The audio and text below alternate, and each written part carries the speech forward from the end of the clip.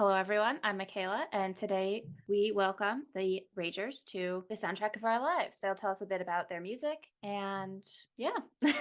So, welcome. Thank you guys for coming. Thank you so much for having us. That's exactly what we're going to do.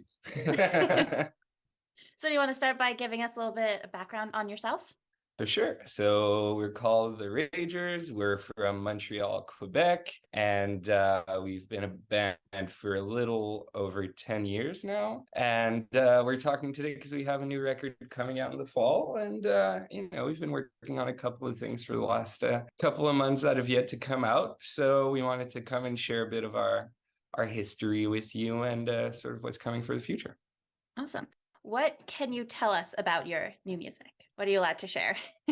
Oh, we can share a lot of things. Well, basically, Ragers has been, like Billy said, a band for over 10 years now, and we're four in the band. There's my brother that plays drum, Billy raps, I sing, and there's a guitar player too. So in the studio, it makes a really cool blend of ideas, and we sort of bounce ideas from each other. And so the next record has come up to be I would say our best material so far, because we've been working so hard trying new stuff and new ideas. But right now, the new record, we could say the name of it, which is Miss Called From Home, is sort of I would say the best work, and we're so proud of it, and we can't wait to share it to the world in September. Because being in the studio is fun, but the band needs to go out and get the response and get the feedback, and that's the real pay, so we're pretty stoked.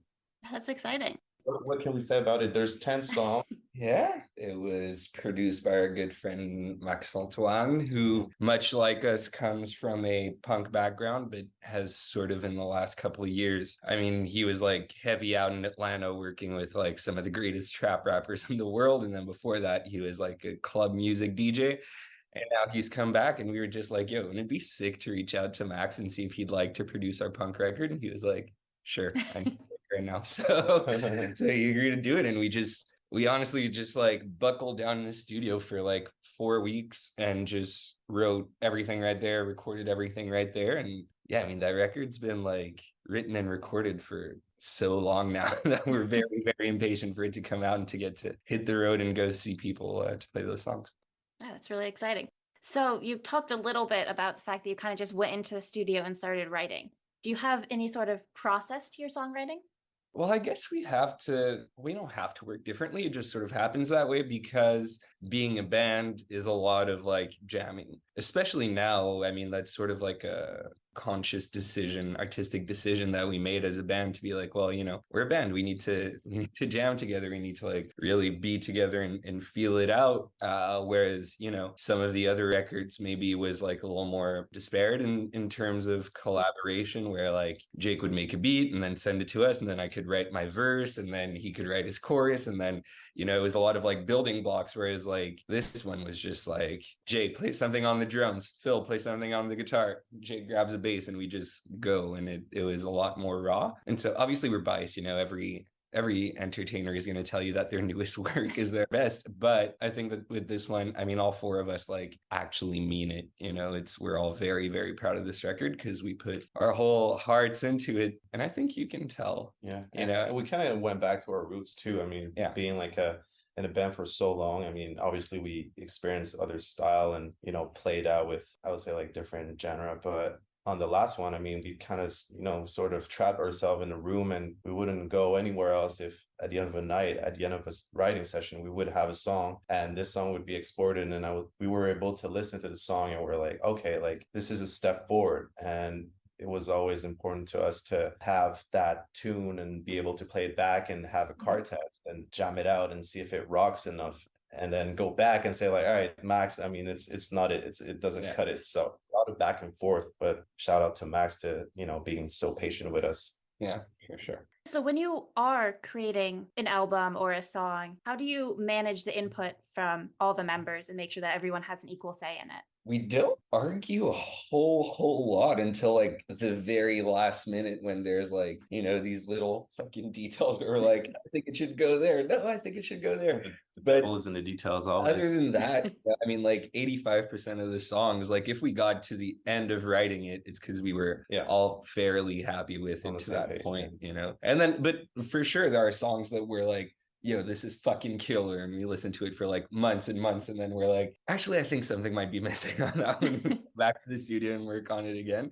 So it's definitely been a work in process. And it's been, you know, weird, fun, although we're getting impatient, you know, to have like that long of a delay between recording the album and actually putting it out gives us time to, you know, test new things, maybe like, yeah, work on the detailing of things a bit more. At the same time, it kind of sucks because this is probably like our rawest record. So there wasn't a whole lot of like, yeah, stuff to mess around with. A lot of shitty tracks too. I mean, I wouldn't say like all 10 songs. I mean, these 10 songs are the best of a, you know, a huge ass list, you know. So we kind of cut down. We had like a SoundCloud list and we were just uploading songs and demos and then, you know, from 30 tracks to cutting down to 10, and then actually recently kind of exchange one. So it always like it's always a process to see like where it started out and then where it's at now. So it's so much fun to see. Yeah. And the music industry is so much different now than when we started 10 years ago. You know,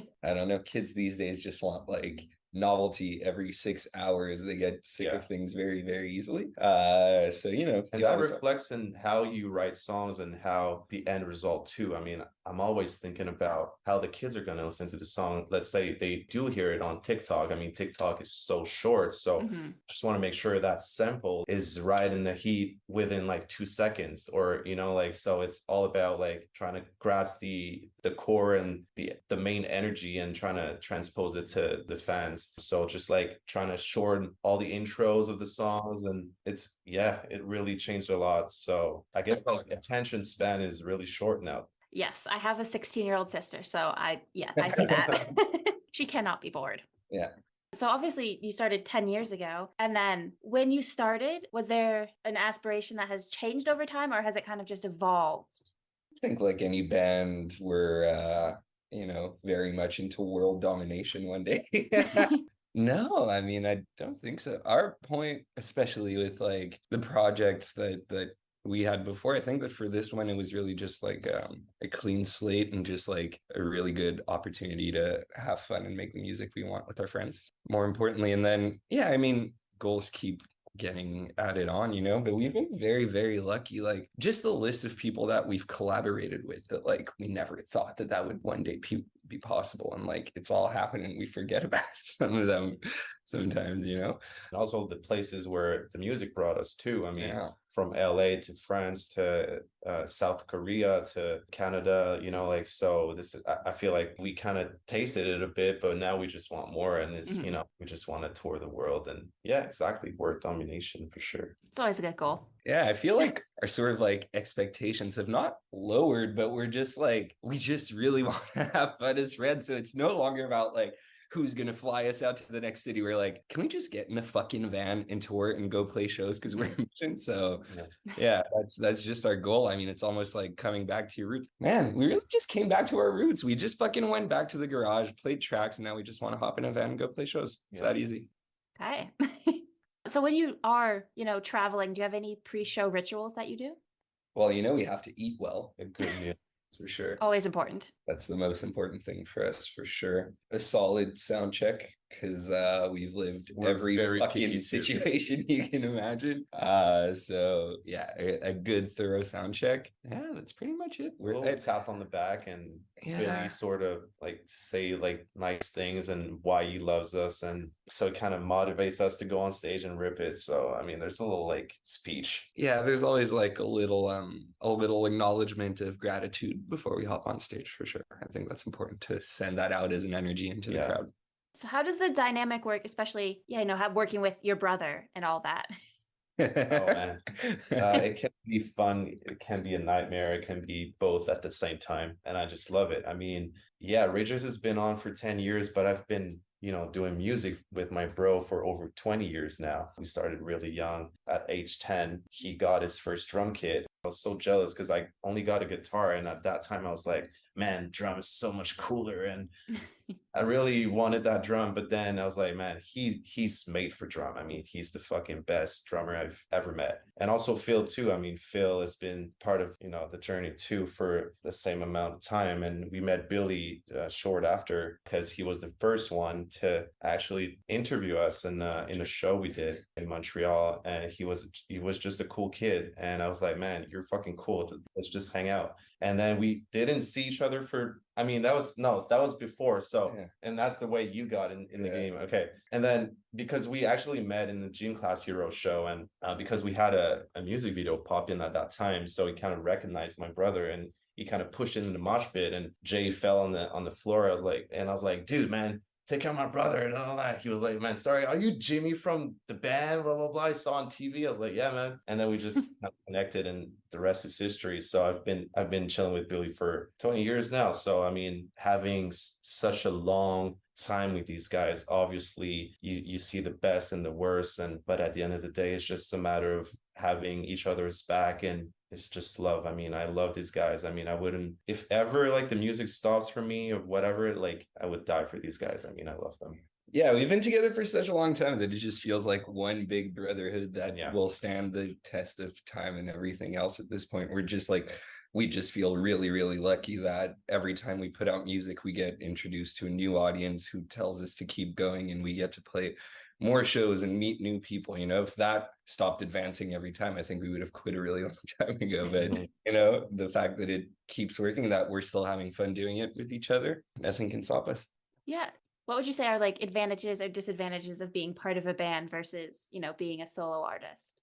I mean, especially tour life. Yeah, exactly. When we started, you know, especially because we were more of, you know, in the like electronic music rap side of things ish, even though we didn't really consider it that way. I mean, that was just the music we were making, but that's the category we get put in. So when you get invited out to a festival and everyone's just like one DJ or one rapper with a DJ, and there's no like special lighting, there's no, you know, it's just like a fucking mic and a stage. And we come and we have like a full drum kit, guitars, keyboards, like everything. So logistic are so like are so much complicated to compared to anyone else. And you know, having a full band, I mean, it requires like a lot more time for setup. But it's, I mean, it's fine, because at the end of the day, I mean, it's worth it, because, you know, like Ragers is an experience, and you want to see Ragers live, and this is where it all comes together, you know. So, but I mean, tour life, obviously, I mean, we're quite a crew. Yeah, we really pack in that van.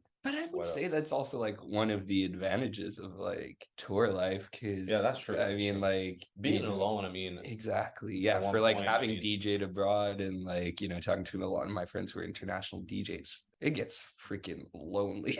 So at least like as much as we can annoy each other, and sometimes we just need to like take a day off to like go do our own thing before getting back together at night, we're super lucky to have each other. You know, if anything goes wrong, you always know that you have someone not too far who's there to help out, whether, you know, that's losing something, whether it's being in a fight, you know, whatever it is, we're always there for each other.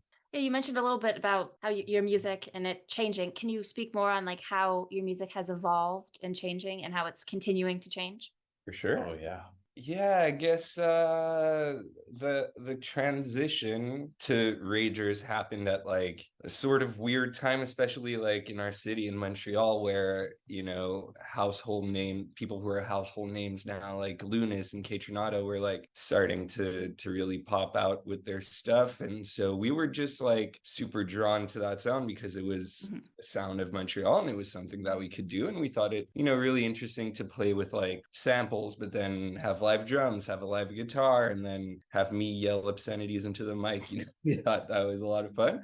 Did that for a couple of years, and just, you know, with every project, like you can sort of see things like getting really distillated into like what it is today. You know, we've been saying a lot with this record that we were often labeled as like an experimental band for a long time, because like we go all over the place. And so I feel like, you know, this one, the 10 years of experimenting have like come to a really good concrete answer. So I think that's what we found with this one. So is this sound with the new album going to stay with you longer, or?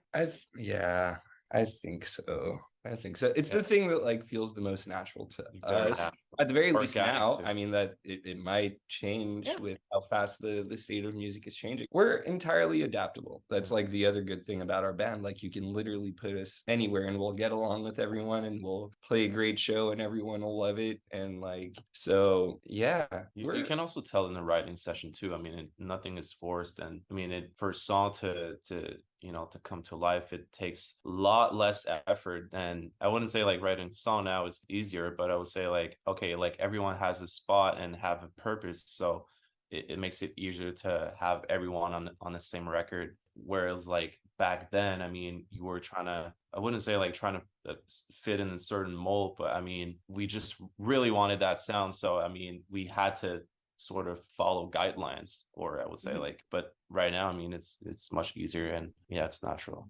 So are there any genres you haven't tried that you want to in the future?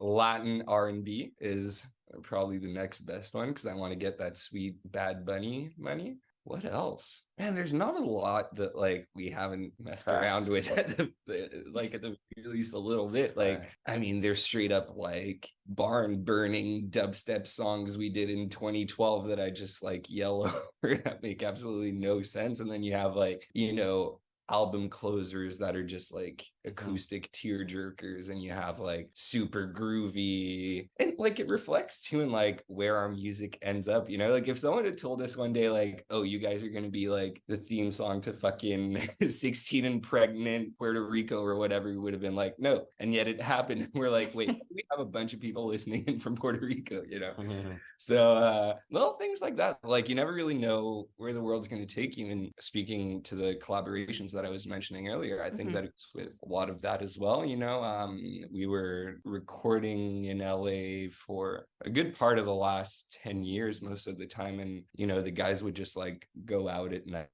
and meet people and come back and be like, yo, fucking Michael Jackson's bass player is gonna come and like jam tomorrow, shit like that. So that for sure shapes you, and just like sitting back hearing those stories, it definitely like makes you think of what kind of artist you want to be, what kind of band you want to be.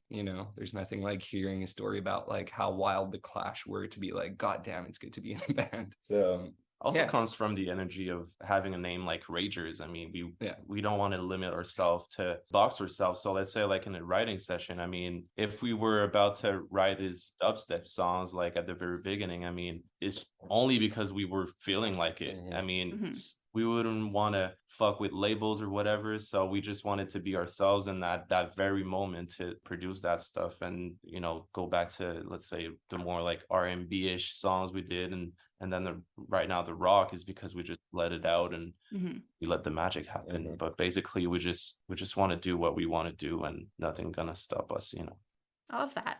That's a good mentality to have. You can't not have that mentality with a name like yours. That's true. So how do you balance the vulnerability and the fun in your sound? Oh, hard question.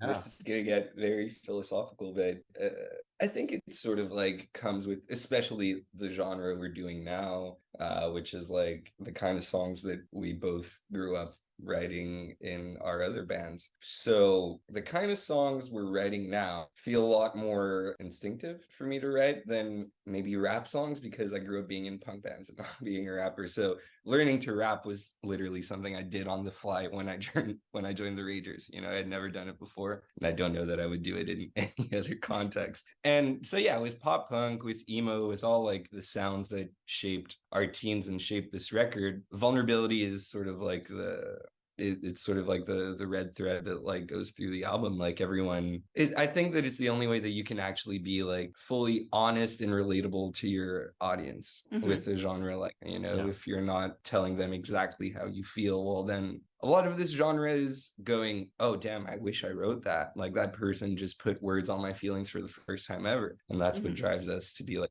big fans of the bands we love. So yeah, I think for me, at least, for me personally, it was just always like, wear your heart on your sleeve, and like that's when you're gonna reach the most people. It also like lets you in a situation where like you're able to source within past experiences and feelings. And I would say like on the last record, I mean, I was able to go back and I would say go back in memories and just, I would say, translate it to a song where, like, you know, the oldest projects I had more problems kind of translate all my emotion in the songs because they were so, like, I would say, like, cold. And but right now the songs are so organic, and we kind of brought them to life from A to Z, so it's easy to put yourself in somewhere in between, tell that story and have that dialogue, you know, to express yourself. So especially that genre really lets us to, you know, open ourselves and talk about feelings we didn't think we were able to talk about. For sure. And the kind of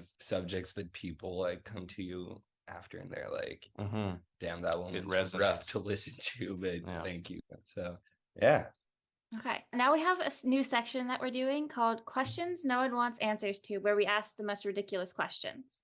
Let's go. Okay. So the first question, what fictional workplace would you like to get a job at? Damn.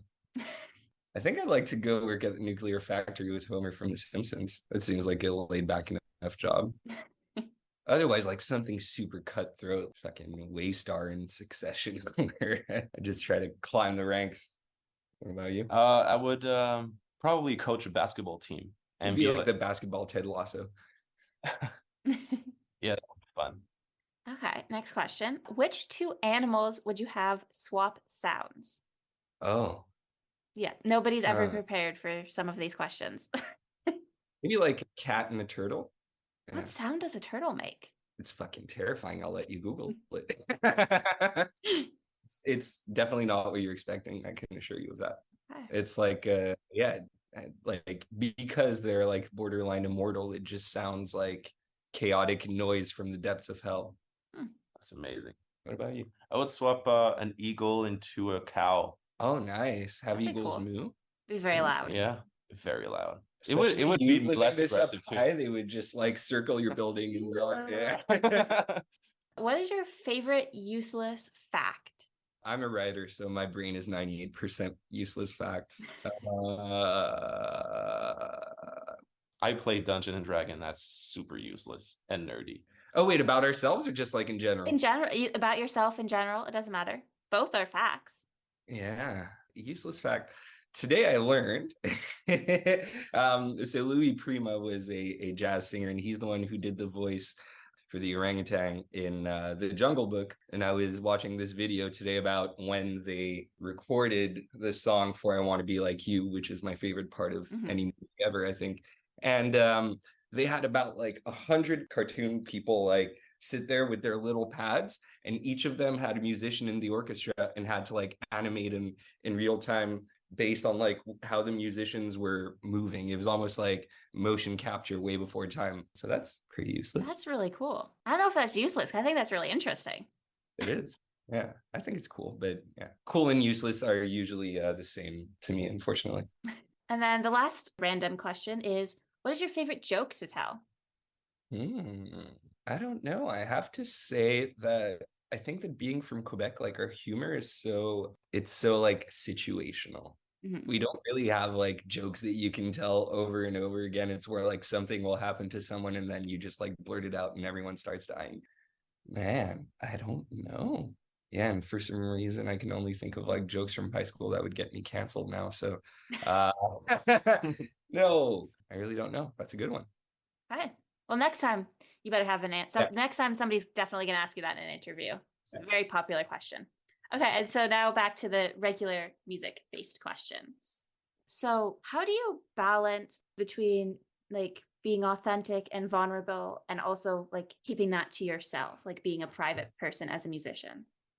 And I'm going to talk for myself, but I think that the cool thing about being vulnerable in a song, well, obviously you can choose to like get super personal, and I definitely feel like I did, but like you're also limited by words. So if you choose your words right, you're able to give the listener just enough information for them to be able to relate to you, but with any sort of event in their lives. I think there's only like really one song where we're like super explicit, like this song is about, you know, losing someone. But I think that every other line can always be like, yeah. And especially like rapping for as long as we did definitely teaches you how to do that. I think, you know, how to give just enough information for the person to like make up the story in their head. And then every time they come and ask you like, yo, were you talking about this? You can be like, yes, but that's exactly what I voted for, just for you.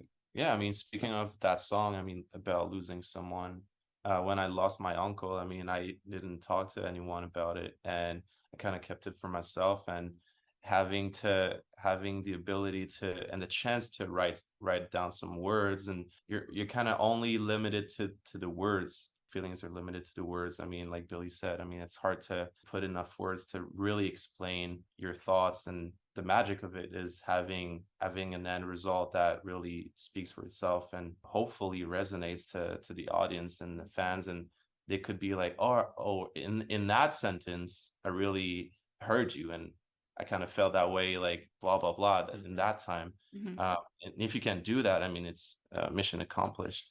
But to me, I mean, I sort of do it for myself, and it really helped me out to go through the situation and death of my uncle. So it was really fun to do, but really, really tough too. But I'm grateful. And it also, yeah, it helps you sometimes. I don't know about you when you wrote that song, because you had already wrote one prior, and I feel like this one you went like even, a bit deeper. When I was talking about my roommate who died last year, for me, it was like the first time talking about it really, other than like, hey guys, by the way, Kevin's dead, and that also just becomes the punch of this song. I'm just like, Kevin's dead, that's it. Yeah. But even just like writing those words can have like a tremendous effect of like not only removing some of your guilt and learning to like process with the loss, but also comes in places that person you lost, that relationship that failed. It sort of like helps categorize it, put it somewhere on your wall where you can like come back to it anytime and have the words to know how you felt and move on from there if it's a subject you want to touch upon later. Definitely. And then also going off of that question, with social media nowadays, people are looking for musicians to just be on there 24/7 and just always available. How do you deal with that? Unfortunately, we're 30. We're not on TikTok like that. We know we should be.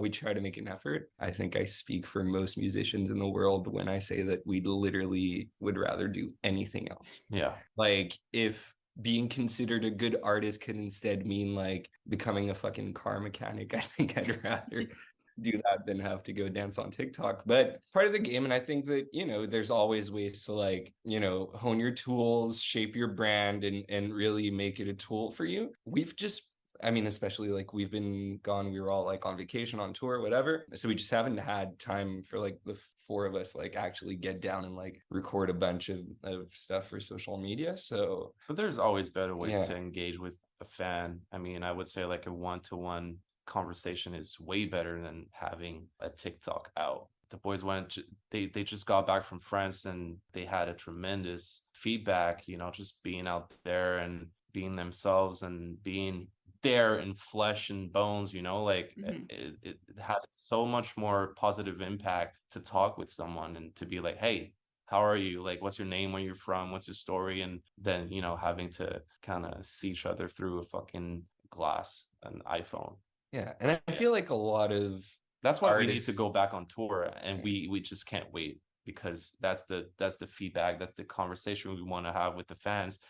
Speaking of the songs about losing someone, I mean, you want to hear them stories too, you share your story, but you want to have that exchange of feeling and exchange of experiences to maybe like grow on in and learn about how these guys are going through it, and how is it different from me, and what can I learn, what did you learn, and have that conversation. It's really interesting. Yeah, and I feel like TikTok success doesn't necessarily lead to like real engaged fans, because like they'll often just end up with a bunch of like millions and millions of streams on Spotify, and then like doesn't do anything. Kids that are on TikTok, I don't know, I feel like they're on it so much. When are they going to find time to go make money to go attend a show?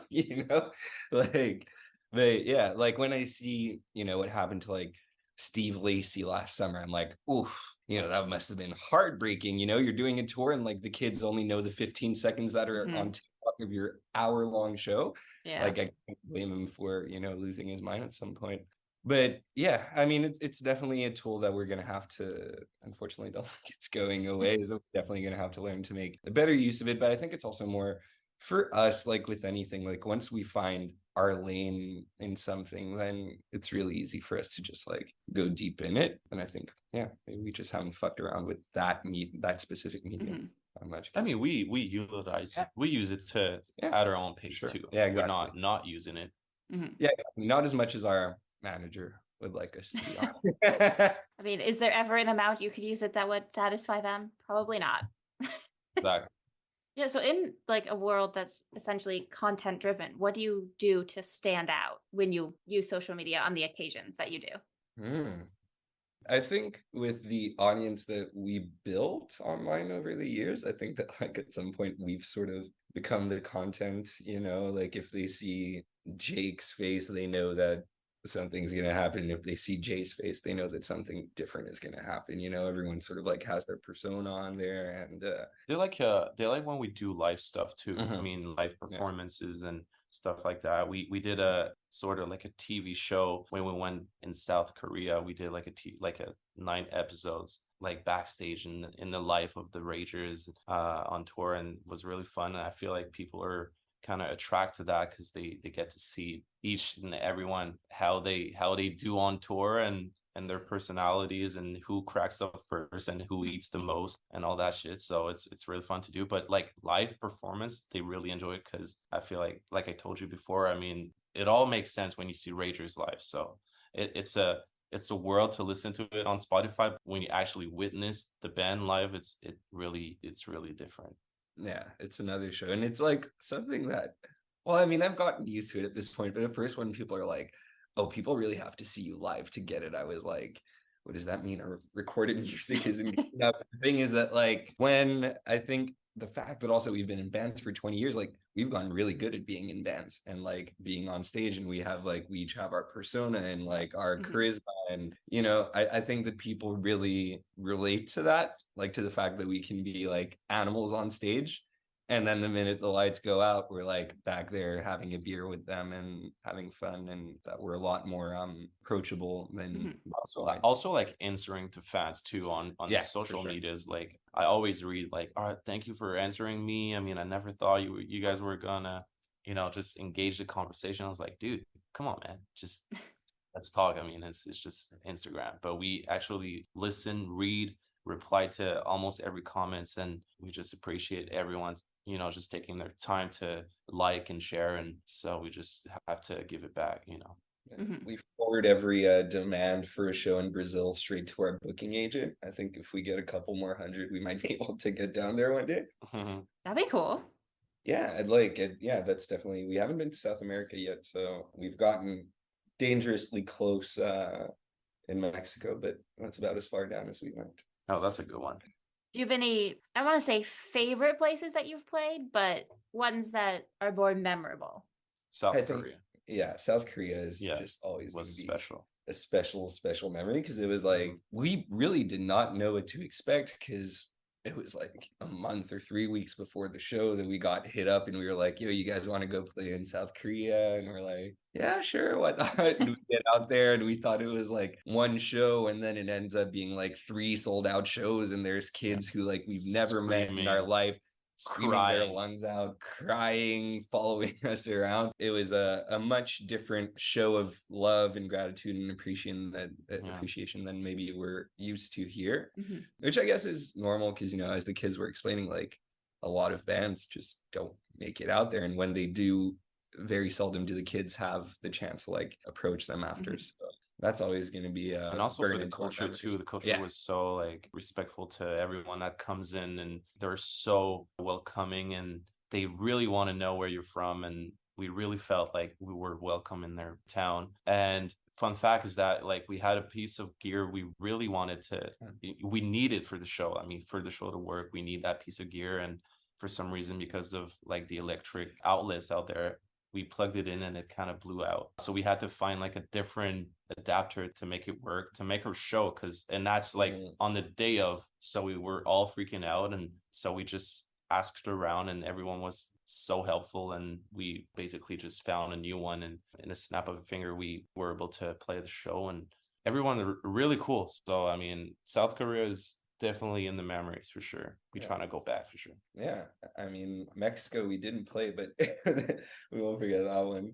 Yeah, I mean, Paris was a lot of fun too. Last time we went out there. But yeah, South Korea is for sure memorable. And then I think the city we might have the most memories in might be Quebec City. We call it Rock City out here. It's a real city for rock and roll. Before I get to the last question, you talked a little bit about the new music, but was there anything else that you want to talk about or mention? What else can we say about this record? We can say some dates. The album's going to drop on September 29th.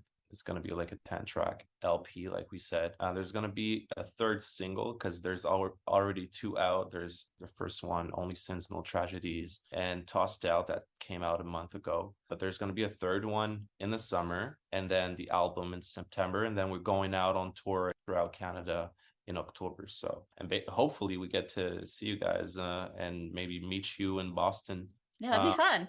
End of the year. That could be fun. I think from what I remember, the US dates would probably be more like early next year. But yes, we cannot wait to come back to the US and come play shows for our friends. Okay, and so our very last question is, what is the soundtrack of your life? So you can answer this separately or as a band. The thing with our band is no one listens to the same music, so you're gonna get a lot of radically different answers. I'm gonna say for the band, if it wouldn't be for Gym Class Heroes Paper Cut, we wouldn't be here to talk about it. And that's the facts. Gym Class for sure. What's your favorite song? My favorite Gym Class Hero song? Really put him on the spot. Yeah. Well, I mean, I hate this band. What are you talking about? But they have like such a deep fucking catalog that I'm like, I mean, for sure Paper Cut is like, I know it by heart. Taxi Driver for sure. It's a song on their, I think it was even like on their first demo, and I discovered it when I was like 10, 11. And basically it's just like 2.5 minutes where Travi names like all his favorite bands, and just one by one I was like, okay, who are brand new? What is Coheed and Cambria? And like, you know, a lot of those names already knew because I was like super into the Fall Out Boy ecosystem. But yeah, man, a lot of like older emo bands like, you know, Jets to Brazil and The Promise Ring that I'd never heard about, that like changed my life overnight. And then yeah, like I started my band not too long, like my first band not too long after discovering Gym Class Heroes. I was in more like hardcore punk bands. But then yeah, when we met, it was like at the Gym Class Heroes shows. And did we ever go to another one? Or was that like the first and only time we saw Gym Class Heroes together? Did we go see him at Taste of Chaos? Oh, right. Yeah. Taste of Chaos. That was late one. Yeah. It was like Under Oath, Gym Class Heroes, Panic at the Disco, Motion City soundtrack. It was just like all out mayhem. It was so much fun. Man, this needs to come back. Yeah. You know? Yeah, I mean, just like Fueled by Ramen records in general, I think, you know, if you put together a nice little compilation of Fueled by Ramen records from even to this day, I mean, we still have friends on there like Grandson and shit. So yeah, they've always been a big one for us. All right. Well, thank you guys so much for coming and talking to me. I had a great time. You guys want to drop your socials so that everybody can follow you? Absolutely. We're at Ragers on pretty much everything, right? Le Ragers. Yeah, except for Instagram. And yeah, we'll send you links to include in your descriptions. Awesome. Thank you guys so much. Thank you. Have a wonderful evening. Thanks, you too. Bye. Listeners, go check it out and make sure to subscribe and follow us on Instagram, Twitter, and TikTok at STO Lives Podcast. Thanks for joining us.